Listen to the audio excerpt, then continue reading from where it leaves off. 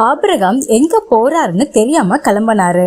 நாம Google map இல்லாம கூட போக மாட்டோம். அவருக்கு கிளாரிட்டி இல்ல, ஆனா கீழ்ப்படுதல் இருந்தது. நமக்கு கிளாரிட்டி வேணும், ஆனா கீழ்ப்படுதல் வேண்டாம். வெற்று வார்த்தைகளின் ஆபத்து. நம்மள பலருக்கு விசுவாசம் அப்படிங்கிற வார்த்தை ஒரு கவசமா மாறிடுச்சு. நான் இயேசுவை நம்புறேன், அதனால நான் பரலோகம் போயிடுவேன் அப்படிங்கிற ஒரு பாதுகாப்பான உணர்வுல நம்ம இருக்கோம். ஆனா யாக்கோப்பு 2:19 ஒரு அதிர்ச்சியான வசனம் இருக்கு.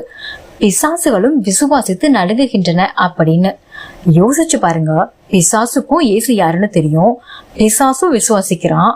ஆனா அவனுக்கும் நமக்கு என்ன வித்தியாசம்? அவன் கீழ்ப்படிய மாட்டான்.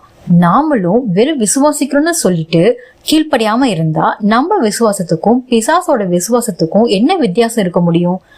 இன்னைக்கு விசுவாசங்கிறது ஒரு லேபிளா மாறிடுச்சு. ஆனா அது ஒரு வாழ்க்கை முறையா மாறணும். கீழ்ப்படிதல் ஏன் கஷ்டம்? நம்புறது ஏன் ஈஸினா அதுல நம்ம விருப்பம் இருக்கு. ஆனா கீழ்ப்படுகிறது ஏன் கஷ்டம்னா அதுல நம்ம விருப்பத்தை விட ஆண்டவரோட விருப்பத்துக்கு இடம் கொடுக்கணும். உங்களுக்கு பிடிச்ச நபர் கஷ்டப்படும் போது நீங்க கேட்காமலே உதவி செய்வீங்க. ஆனா உங்களுக்கு பிடிக்காத ஒரு நபர் கஷ்டப்படும் போது அவங்களுக்கு உதவி செய்யணும் உள்ளுக்குள்ள ஒரு குரல் கேட்கும் பாருங்க. அங்கதான் உங்க கீழ்ப்படுதல் சோதிக்கப்படுது. உங்க வேலையில ஒரு சின்ன பொய் சொன்னா போதும் பெரிய லாபம் கிடைக்கும்னு தோணும்.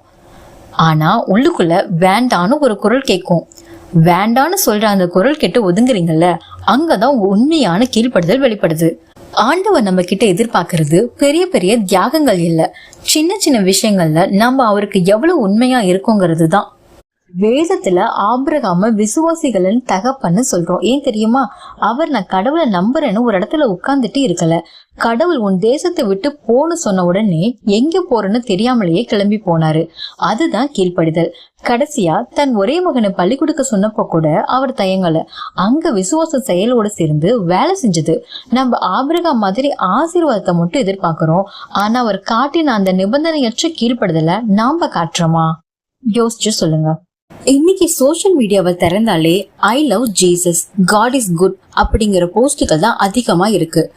ரொம்ப ஆர்வமா இருக்கும். சர்ச்சுக்கு வருது, பைபிள் வசனங்களை வாட்ஸ்அப் ஸ்டேட்டஸ்ல வைக்கிறது, இதெல்லாம் இன்னைக்கு ஒரு வழக்கமாவே மாறிடுச்சு. ஒரு நிமிஷம் யோசிச்சு பாருங்க. இயேசுவை நம்புறது ரொம்ப சுலபம், ஏன்னா அதுக்கு ஒழிப்பு தேவையில்லை. ஆனா அவர் வார்த்தைக்கு கீழ்ப்படுகிறது இருக்கே, அதுதான் உலகத்திலேயே மிக கடினமான காரியம். நான் விசுவாசிக்கிறேன் அப்படின்னு சொல்ற பாதை ரொம்ப அகலமானது. அங்க கூட்டம் அதிகமா இருக்கும், ஏன்னா அங்க யாரும் உங்களை கேள்வி கேட்க மாட்டாங்க. நீங்க உலகத்தோட உலகமா கலந்து வாழ்ந்தாலும் உங்களை ஒரு விசுவாசின்னு உலகம் ஏத்துக்கும்.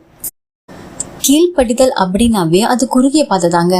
ஆனா கீழ்ப்படுகிறேன் அப்படின்னு ஒருத்தர் சொல்லும் போது அவங்களோட பாதை அப்படியே மாறுது. அது குறுகிய பாதை, மேடான பாதை. இன்னைக்கு இருக்கிற நவீன உலகத்துல விசுவாசங்கிறது ஒரு கன்வீனியன்ஸ் ஆயிடுச்சு. எனக்கு பிடிச்சிருந்தா செய்வேன், எனக்கு நேரம் இருந்தா கீழ்ப்படிவேன் அப்படின்னு நினைக்கிறோம். ஆனா ஆண்டவர் சொல்றது என்னன்னா, என்ன நேசிக்கிறவன் என் கட்டளைகளை கை கொள்ளுவான். அன்பு இல்லாம கீழ்ப்படிதல் வராது. உங்களுக்கு அவர் மேல உண்மையாவே அன்பு இருந்தா அவர் எதை சொன்னாலும் அது உங்க நன்மைக்குத்தானே நம்பி நீங்க செய்வீங்க.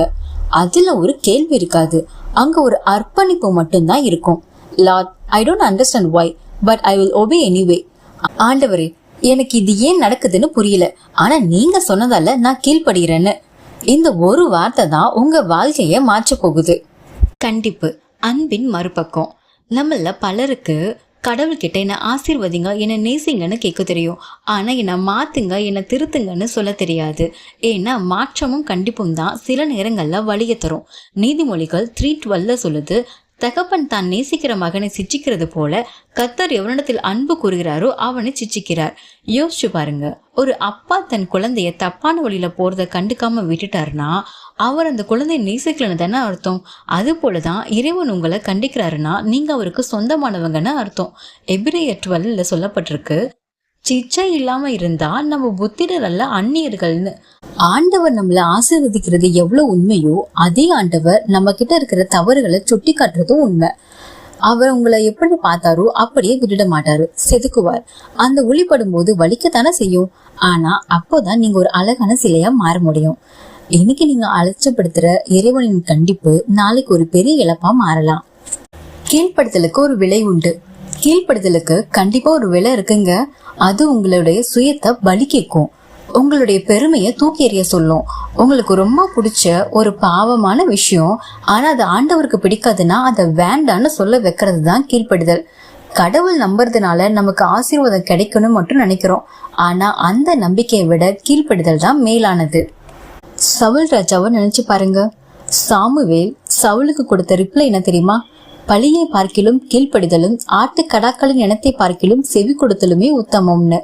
கிரியே இல்லாத விசுவாசம் செத்ததா இருக்குன்னு வேதா சொல்லுது.